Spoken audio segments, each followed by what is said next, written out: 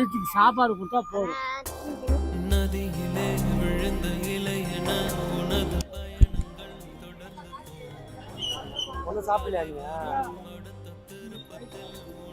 சாப்பாடு வேணா? சரி 2 பேரும் இங்கே உக்காருங்களா? போய் சாப்பாடு வாங்கிட்டாரா? இங்கே உட்காரு. சரி வாங்கிட்டாரா? உட்காருங்க உட்காருங்க.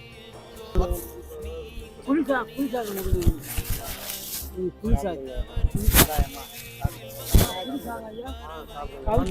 அதுக்கெல்லாம் செய்யக்கூடாது.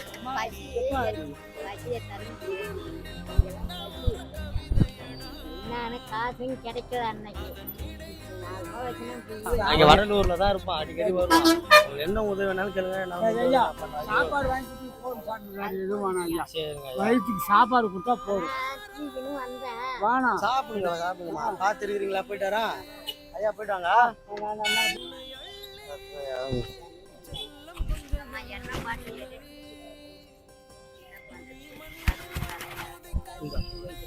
₹10 பத்திரமா வச்சுங்களா? சரி போயிட்டாரா? சரி அம்மா.